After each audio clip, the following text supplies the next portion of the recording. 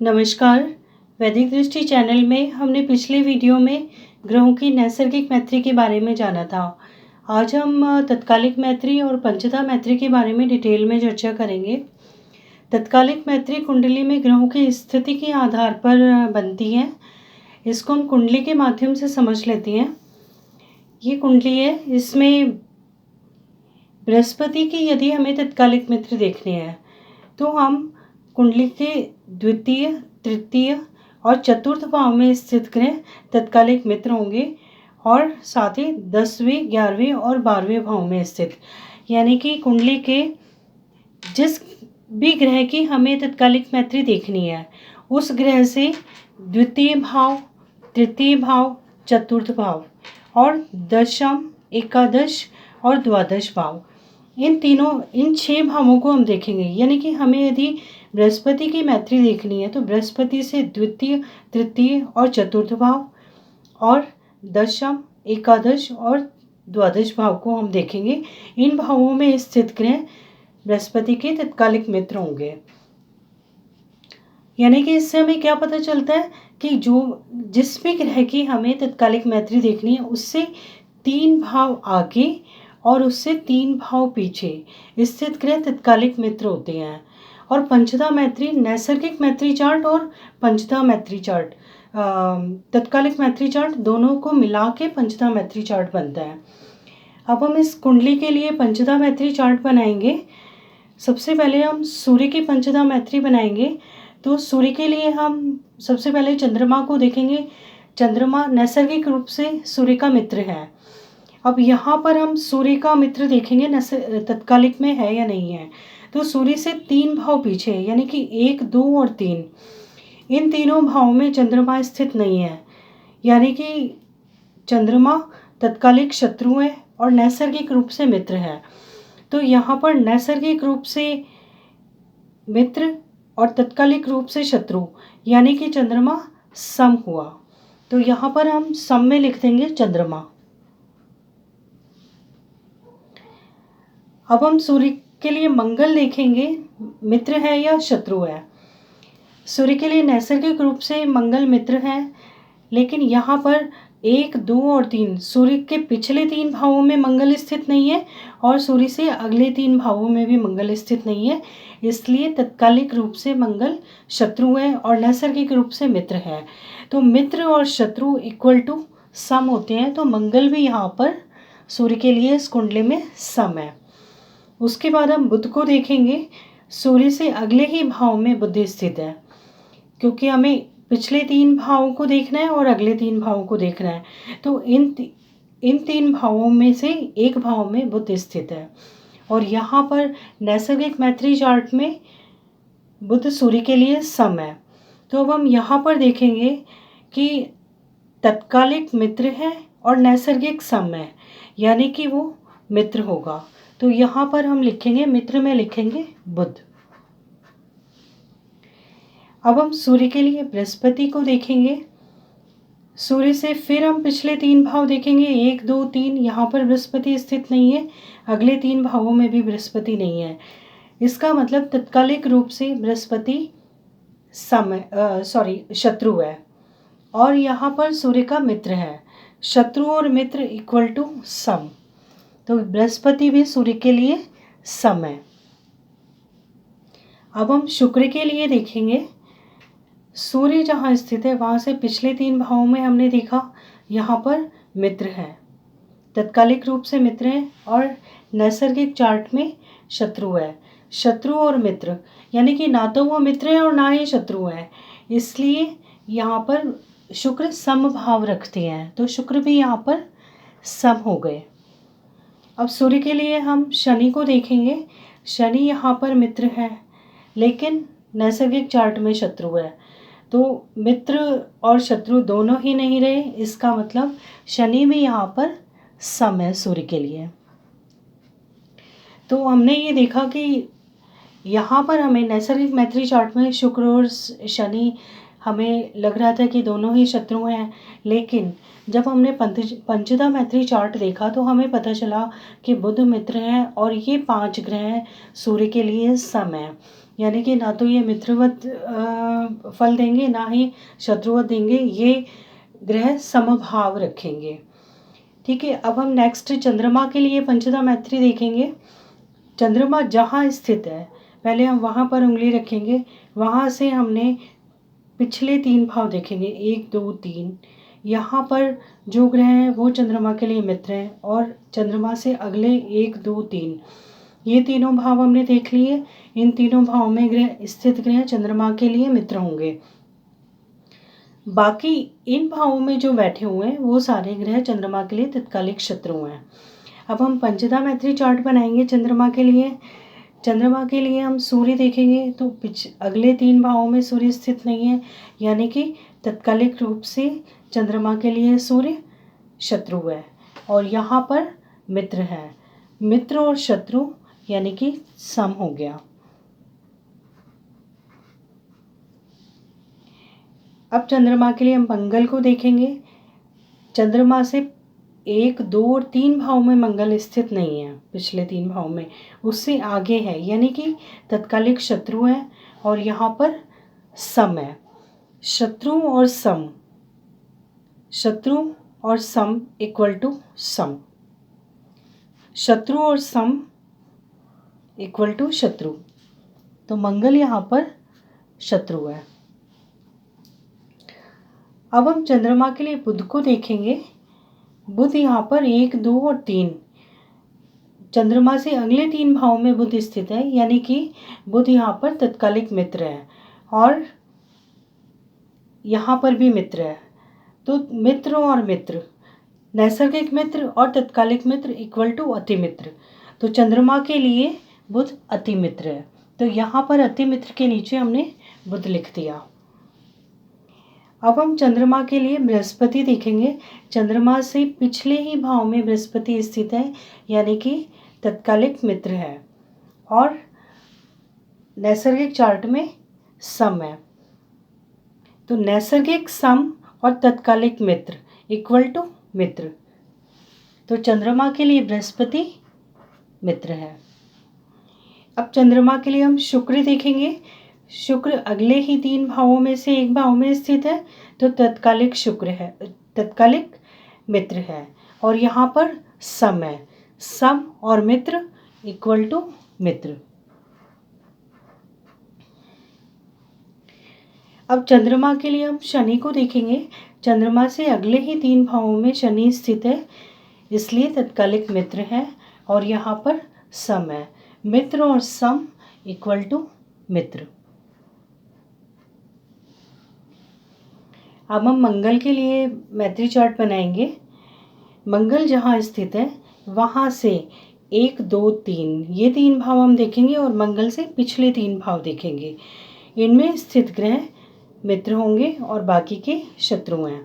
मंगल के लिए सूर्य यहाँ पर पिछले 3 भावों से और दूर है, इसलिए मंगल के लिए सूर्य तत्कालिक शत्रु हैं और नैसर्गिक रूप से मित्र हैं, इसलिए मंगल के लिए सूर्य समभाव रखती हैं, तो यहाँ पर सम में लिखेंगे हम सूर्य।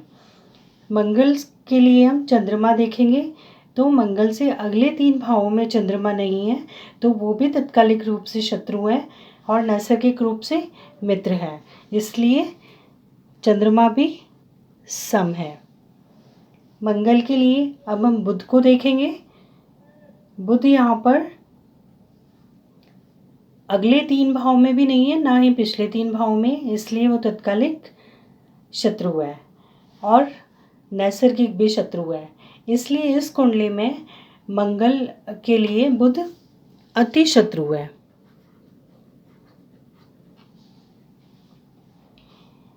अब हम देखेंगे बृहस्पति।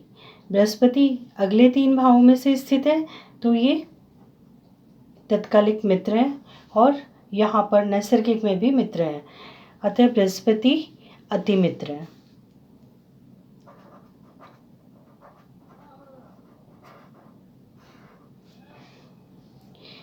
अब हम शुक्र को देखेंगे।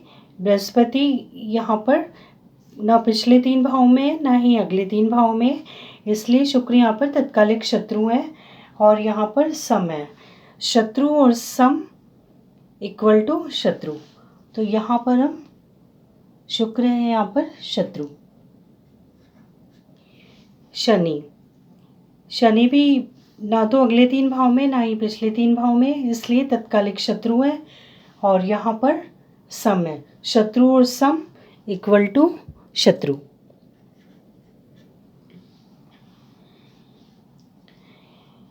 अब हम बुध का मैत्री चार्ट बनाएंगे। बुध के लिए सूर्य मित्र है यहाँ पर, क्योंकि अगले 3 भावों में से एक भाव में है, तत्कालिक मित्र है और नैसर्गिक चार्ट में भी मित्र है, इसलिए बुध के लिए सूर्य अति मित्र है। अब हम चंद्रमा देखेंगे। चंद्रमा बुध से पिछले 3 भावों में से स्थित है, तो तत्कालिक मित्र है और यहाँ पर शत्रु है। बुध के लिए चंद्रमा नैसर्गिक मैत्री में शत्रु है, तो मित्र और शत्रु इक्वल टू सम, तो बुध यहाँ पर सम है। बुध के लिए चंद्रमा सम है। अब बुध के लिए मंगल देखेंगे। मंगल अगले 3 भावों में स्थित नहीं है, ना ही पिछले 3 भावों में, तो तत्कालिक रूप से शत्रु है और यहाँ पर सम है। शत्रु और सम इक्वल टू शत्रु, तो मंगल यहाँ पर बुध के लिए शत्रु है। अब हम बृहस्पति को देखेंगे। बृहस्पति 1, 2, 3 इन 3 भावों में स्थित नहीं है, उससे और पीछे है, तो बृहस्पति तत्कालिक शत्रु है और यहाँ पर सम है। शत्रु और सम इक्वल टू शत्रु। बृहस्पति के लिए बुध के लिए शुक्र को देखेंगे। शुक्र पिछले ही 3 भावों में से एक में स्थित है, इसलिए शुक्र यहाँ पर तत्कालिक मित्र है और नैसर्गिक भी मित्र है, इसलिए बुध के लिए शुक्र यहाँ पर अति मित्र है। बुध के लिए शनि बुध के साथ ही स्थित है, साथ बैठा ग्रह तत्कालिक शत्रु होता है और यहाँ पर बुध के लिए सम है। शत्रु और सम इक्वल टू शत्रु। ये बुध का नैसर्गिक पंचता मैत्री चार्ट पूरा हो गया। अब हम बृहस्पति के लिए देखेंगे। बृहस्पति के लिए सूर्य अगले 3 भावों से भी दूर है, इसलिए सूर्य यहाँ पर तत्कालिक शत्रु है और नैसर्गिक मित्र है, इसलिए इस कुंडली में सूर्य सम हुए। चंद्रमा बृहस्पति के अगले ही भाव में चंद्रमा स्थित है, इसलिए वो तत्कालिक मित्र है। यहाँ नैसर्गिक चार्ट में भी मित्र है, इसलिए मित्र और मित्र, नैसर्गिक मित्र और तत्कालिक मित्र इक्वल टू अति मित्र। तो बृहस्पति के लिए चंद्रमा अति मित्र है। अब बृहस्पति के लिए मंगल देखेंगे हम। मंगल पिछले 3 भावों में से ही एक भाव में स्थित है, इसलिए मंगल यहाँ पर नैसर्गिक मित्र तत्कालिक मित्र हैं और नैसर्गिक भी मित्र हैं, इसलिए मंगल भी यहाँ पर अति मित्र है। बुध को देखेंगे हम। बृहस्पति के लिए बुध अगले 3 भावों में से आगे है, इसलिए तत्कालिक रूप से शत्रु है और यहाँ पर भी शत्रु है। नैसर्गिक चार्ट में भी शत्रु है, इसलिए बृहस्पति के लिए बुध अति शत्रु है। बृहस्पति के लिए अब हम शुक्र को देखेंगे। अगले 3 भावों में से ही स्थित है, तो बृहस्पति के लिए शुक्र तत्कालिक मित्र है और नैसर्गिक शत्रु है। मित्र और शत्रु इक्वल टू सम, तो यहाँ पर हम सम में लिखेंगे शुक्र। अब हम बृहस्पति के लिए शनि को देखेंगे। अगले 3 भावों से आगे है, यानी कि तत्कालिक रूप से शत्रु है और नैसर्गिक रूप से सम है। शत्रु और सम इक्वल टू शत्रु, तो बृहस्पति के लिए शनि शत्रु है। अब हम देखेंगे शुक्र का मैत्री चार्ट। शुक्र के लिए सूर्य अगले ही 3 भावों में से यहाँ पर स्थित है, यानी कि दूसरे, तीसरे और चौथे भाव में स्थित ग्रह हमने कहा था तत्कालिक मित्र होते हैं, तो शुक्र के लिए सूर्य मित्र हैं और यहाँ पर शुक्र के लिए सूर्य शत्रु है नैसर्गिक चार्ट में, इसलिए शुक्र के लिए सूर्य सम है। शुक्र के लिए चंद्रमा वो भी पिछले 3 भावों में से एक में स्थित है, तो यहाँ पर मित्र है तत्कालिक में और नैसर्गिक में शत्रु हैं, अतः चंद्रमा भी सम है। मंगल ना तो पिछले 3 भावों में ना ही अगले 3 भावों में शुक्र से, इसलिए मंगल तत्कालिक रूप से शत्रु हैं और शुक्र के लिए मंगल नैसर्गिक रूप से सम है। शत्रु और सम इक्वल टू सम, शत्रु और सम इक्वल टू शत्रु। तो यहाँ पर शुक्र के लिए मंगल यहाँ पे शत्रु और यहाँ पे सम है, तो इसलिए शत्रु हुए। अब शुक्र के लिए बुध देखेंगे। बुध शुक्र से अगले ही भाव में स्थित है, इसलिए तत्कालिक रूप से मित्र हैं और नैसर्गिक रूप से भी मित्र हैं, इसलिए शुक्र के लिए बुध अति मित्र हैं। अब शुक्र के लिए हम बृहस्पति को देखेंगे। बृहस्पति पिछले 3 भावों में से ही एक भाव में स्थित है, इसलिए शुक्र के लिए बृहस्पति तत्कालिक मित्र हुए। और यहाँ पर नैसर्गिक चार्ट में हम देखेंगे तो शुक्र के लिए बृहस्पति सम है। मित्र और सम इक्वल टू मित्र, यहाँ पर हमने लिखा हुआ है नैसर्गिक सम हो और तत्कालिक रूप से मित्र हो तो इक्वल टू मित्र होता है। तो शुक्र के लिए बृहस्पति मित्र हैं। अब शुक्र के लिए हम शनि को देखेंगे। शुक्र के लिए शनि तत्कालिक रूप से मित्र हैं और नैसर्गिक रूप से भी मित्र हैं, इसलिए शुक्र के लिए शनि अति मित्र है। लास्ट में अब हम शनि का भी कर लेते हैं। शनि के लिए सूर्य नैसर्गिक तत्कालिक चार्ट में मित्र हैं, लेकिन नैसर्गिक चार्ट में शत्रु हैं, तो शत्रु और मित्र दोनों मिला के सम हो गए, तो इस कुंडली में सूर्य सम वाले रिजल्ट देंगे। चंद्रमा शनि के लिए चंद्रमा 1, 2, 3 पिछले 3 भावों में से ही स्थित हैं, तो यहाँ पर तत्कालिक में चंद्रमा मित्र हैं और नैसर्गिक चार्ट में शत्रु हैं, इसलिए चंद्रमा भी यहाँ पर सम है।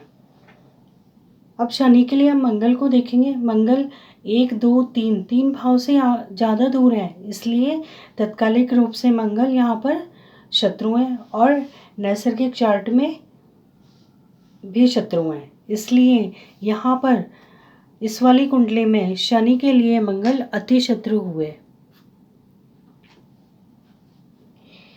बुध शनि के साथ ही स्थित है, जिस भी कुंडली में 7 बैठा ग्रह हमेशा तत्कालिक शत्रु होता है, तो यहाँ पर शनि के लिए बुध शत्रु है लेकिन नैसर्गिक चार्ट में मित्र हैं, इसलिए यहाँ पर शनि के लिए बुध समभाव रखेंगे। अब शनि के लिए हम बृहस्पति को देखेंगे। तो बृहस्पति 1, 2, 3 पिछले 3 भावों में स्थित नहीं है, उससे और भी आगे हैं, उससे और भी दूर हैं, इसलिए बृहस्पति तत्कालिक शत्रु हो गए और यहाँ पर नैसर्गिक चार्ट में शनि के लिए सम है। शत्रु और सम इक्वल टू शत्रु।